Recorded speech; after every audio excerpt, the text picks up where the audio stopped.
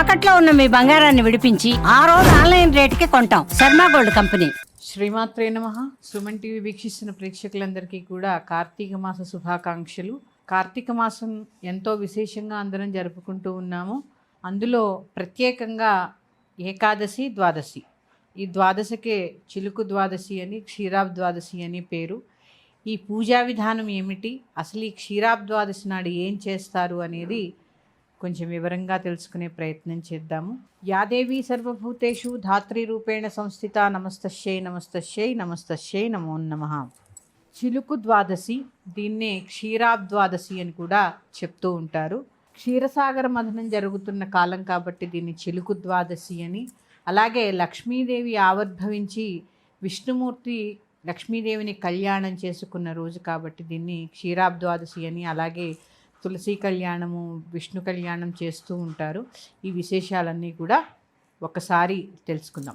ప్రత్యేకంగా ఆషాఢ శుద్ధ ఏకాదశి నాడు తొలి ఏకాదశి అని విష్ణుమూర్తి పాలసముద్రంలో యోగ నిద్రకి ఉపక్రమిస్తారు. అక్కడి నుంచి మొదలుపెట్టి ఆషాఢము, శ్రావణము, భాద్రపదము, ఆశ్వీజము, కార్తీకము, ఇక్కడికి 4 నెలలు చాతుర్మాసం పూర్తి చేసుకుని ఈరోజు ఈ ఏకాదశి నాడు, కార్తీక మాసంలో వచ్చే శుద్ధ ఏకాదశి నాడు యోగ నిద్రలోంచి నిద్రలేచిన విష్ణువు మహాలక్ష్మిని వివాహం చేసుకున్నారని చెప్తూ ఉంటారు. అలాగే చాతుర్మాస వ్రతాలు ఈ రోజుతో పూర్తవుతాయి కాబట్టి దీన్ని క్షీరాబ్ ద్వాదశి ప్రత్యేకంగా జరుపుకుంటూ ఉంటారు. ఏం చెయ్యాలి? సాధారణంగా ఏకాదశి అంతా ఉపవాసం ఉంటారు. ద్వాదశి నాడు సాయంత్రం పూజ చేసుకుంటూ ఉంటారు. మనం అందరం చెప్పుకున్నాం, కార్తీక మాసాన్ని శివుడు కార్తీక త్రయంబకేశ్వరుడుగా, అలాగే విష్ణువు కార్తీక దామోదరుడుగా, ఈ ద్వాదశి రోజు వచ్చేసరికి ప్రత్యేకంగా ఉసిరి దీపాలు పెట్టడం దీని యొక్క ప్రత్యేకత. ఉదయమే చక్కగా శివాభిషేకం చేసుకోవడము, సాయంత్రము నక్షత్ర దర్శనం చేసుకోవడము, చంద్ర దర్శనం చేసుకొని ఉసిరి చెట్టు దగ్గర దీపాలు వెలిగిస్తారు. అలాగే తులసమ్మ దగ్గర కూడా దీపాలు వెలిగిస్తూ ఉంటారు. అందుకే తులసమ్మలో చిన్న ఉసిరి కొమ్మ నాటి పూజ చేస్తూ ఉంటారు. అంటే ఇక్కడ ఏంటి అంటే, ఉసిరి చాలా ప్రత్యేకమైనటువంటి గుణాలు కలిగి ఉంటుందన్నమాట. దాన్నే ధాత్రి వృక్షం అంటారని కూడా మనం చెప్పుకున్నాం.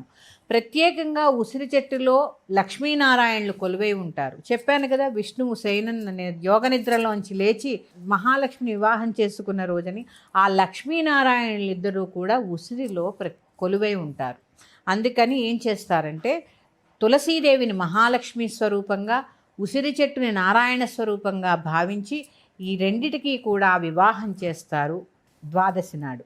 అలాగే ఉసిరి దీపాలు చెప్పాను మీకు, ఉసిరి దీపాలు ఎలా పెట్టుకోవాలో 5 కానీ లేదా 11 కానీ మీ ఇష్టం, ఎన్ని పెట్టుకోవాలన్నా దీపాలకు ప్రత్యేకించి లెక్కంటూ ఏమీ ఉండదు. కనీసపక్షం 5 దీపాలు పెట్టుకుని చక్కగా ఉసిరి చెట్టు దగ్గర శుభ్రం చేసుకుని ఆ దీపాలు అన్నీ సిద్ధం చేసుకుని ముగ్గు వేసుకుని దీపాలు వెలిగించి ఈ తులసి కళ్యాణం చేసుకుని క్షీరాబ్ ద్వాదశి వ్రతకల్పం ఉంటుంది, అది చదువుకుంటూ ఉంటారు.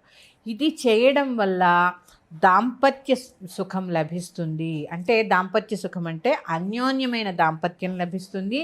అలాగే లక్ష్మీనారాయణ కృప వల్ల చక్కటి సంపద లభిస్తుంది, ఆరోగ్యం లభిస్తుంది అని చెప్తూ ఉంటారు. ప్రత్యేకంగా చాతుర్మాసాలు అనేవి చాతుర్మాస వ్రతాల్లో ఉంటారు చాలామంది. దీన్ని యోగేశ్వర ద్వాదశి అని కూడా అంటారు. ఎందుకు అంటే 4 నెలలు స్వాములు సన్యాసాశ్రమ దీక్ష తీసుకున్న వారు చాతుర్మాస వ్రతాల్లో ఉంటారు. ఎందుకంటే వారు ఒక ఆశ్రమంలోనో ఒక పీఠంలోనో అక్కడే ఉంటారు. ఇదంతా వర్షాకాలం కదా, వారు ఎప్పుడూ పాదసంచారులే తిరుగుతూ ఉంటారు, ఎక్కడా కూడా ఎక్కువ కాలం ఉండకూడదన్నమాట. కానీ ఈ చాతుర్మాసాల్లో వారు ప్రత్యేకంగా ఎక్కడికి రారు. ఈ ద్వాదశి నాడు ఆ చాతుర్మాస వ్రతాన్ని పూర్తి చేసుకుంటారు కాబట్టి దీన్ని యోగీశ్వర ద్వాదశి అని కూడా చెప్తూ ఉంటారు. చాలా విశేషమైనటువంటి ఫలితాలను ఇచ్చేటటువంటి రోజు ఈ క్షీరాబ్ ద్వాదశి. దీన్నే చిలుకు ద్వాదశి అని కూడా చెప్తూ ఉంటారు. అందరూ కూడా ఈ లక్ష్మీనారాయణని పూజ చేసుకుని, కార్తీక దామోదరుడి పూజ చేసుకుని, తులసికి ఉసిరికి మీకు తోచినంతలో మీకు తోచిన విధంగా చక్కగా వివాహం పూజ చేసుకుని, ఏమీ లేదమ్మా, చక్కగా తులసి మొక్కకి పసుపు రాసి బొట్టు పెట్టి, అలాగే ఉసిరి మొక్కకు కూడా పసుపు రాసి బొట్టు పెట్టి దానికి పసుపు కొమ్ము ఒకటి కడుతూ ఉంటారు.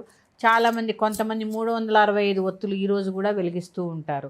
ఈ 365 ఒత్తులు నేను చెప్పాను, ఎప్పుడైనా దీపం వెలిగించకపోతే మృతా శౌచం కానీ, జాతా శౌచం కానీ, అనారోగ్యం కానీ, ఈ ఋతుక్రమాల్లో మనకి దీపం వెలిగించిన రోజులు ఏవైనా ఉంటే ఈ రోజు కూడా 365 ఒత్తులు వెలిగించడం వల్ల ఆ దీపం పెట్టిన దోషమంతా తొలగిపోయి లక్ష్మీనారాయణుల యొక్క కృపకి పాత్రులై చక్కటి సంపదని, అలాగే అన్యోన్యమైన దాంపత్యాన్ని కలిగి ఉంటారని మన శాస్త్రాలు చెప్తున్నాయి. అందరూ కూడా ఇలా చక్కగా పూజ చేసుకుని ఆ లక్ష్మీనారాయణుల యొక్క కృపకి పాత్రులు కాగలరు. మరి యొక్క అంశంతో మీ ముందుకు వస్తాను. శ్రీమాత్రే నమః. స్వస్తి.